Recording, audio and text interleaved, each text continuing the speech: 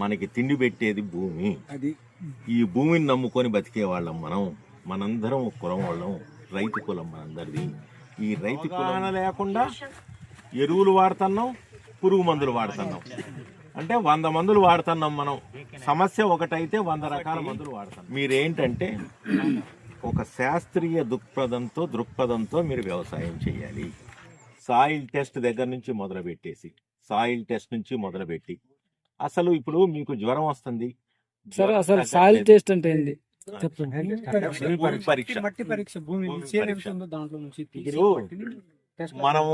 మనకి జ్వరం వస్తుంది, ఆ జ్వరం వస్తుంటే అసలు తగ్గట్లేదు, ఏం చేస్తాం? డాక్టర్ దగ్గరికి పోతాం. డాక్టర్ దగ్గరికి పోతే డాక్టర్ ఏం చేస్తాడు? టెస్ట్ చేస్తాడు. ముందు ఏదో రాసిచ్చేస్తాడు, అయినా తగ్గట్లేదు. అప్పుడు ఏం చేస్తాడు? టెస్ట్లకు పంపిస్తాడు. టెస్ట్లకు పంపించకుండా మందులు రాస్తే తగ్గుద్ది.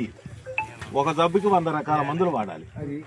100లో ఏదన్నా ఒకటి సూట్ అయితే తగ్గుద్ది.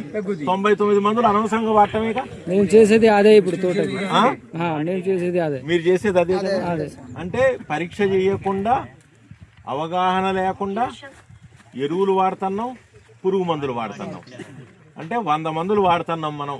సమస్య ఒకటైతే 100 రకాల మందులు వాడుతున్నాం. 100 రకాల మందులు వాడేసరికి అసలు ముందు ఈ సమస్య తగ్గటం అటుంచి ఆ 99 100 మందులు మన కడుపులో పడేసరికి మనిషి కుంగిపోయి నీరసించిపోయి చచ్చిపోతాడు.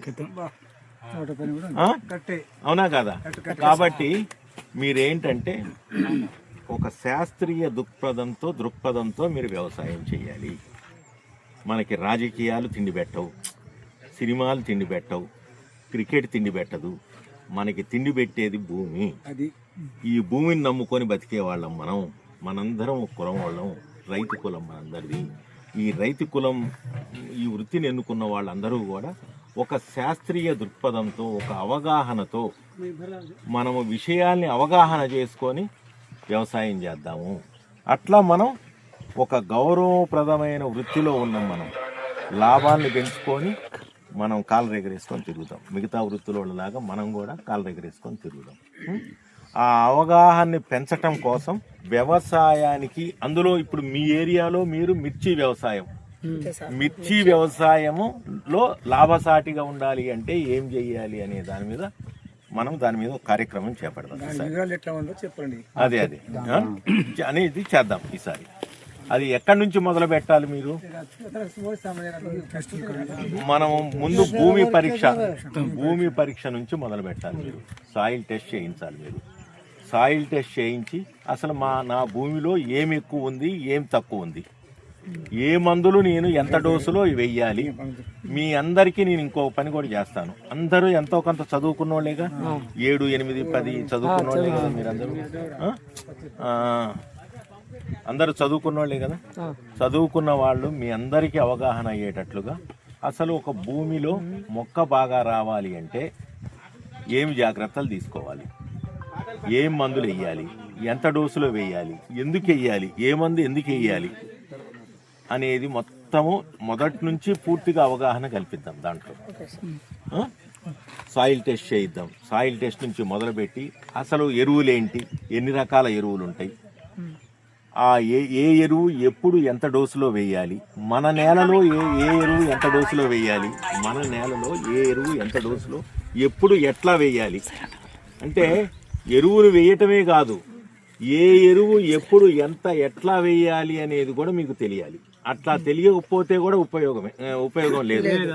ఇప్పుడు డాక్టర్ దగ్గరికి పోతాం, ఒకటి ఆయింట్మెంట్ ఇస్తాడు, ఒకటి ఇంజెక్షన్ చేస్తాడు. కండకేసే ఇంజెక్షన్ వేరే ఉంటుంది, నరానికి తీసుకునే ఇంజెక్షన్ వేరే ఉంటుంది, ట్యాబ్లెట్ రూపంలో తీసుకునేది వేరే ఉంటుంది, సిరప్ వేరే రకంగా ఉంటుంది. మనం ఆయింట్మెంట్ని తీసుకుపోయి తింటే పని చేస్తుందా? నరానికి తీసుకునే ఇంజెక్షన్ కండకు చేస్తే, ట్యాబ్లెట్ తీసుకునేది ట్యాబ్లెటే తీసుకోవాలి. అవునా కాదా? మీరు ఇదందరూ ఒప్పుకునేదేనా కాదా? డిఏపి ఉంది. ఈ డిఏపి అనేది ఎటు కదలదు. నేలలో ఎక్కడ వేస్తే, నేలలో భూమిలో ఎక్కడ వేస్తే అక్కడే ఉంటుంది. దానికి చలించే గుణం ఉండదు, చలన గుణం ఉండదు దానికి. వేరే దాని దగ్గరికి పోయి దాన్ని తీసుకోవాలి అంటే ఒక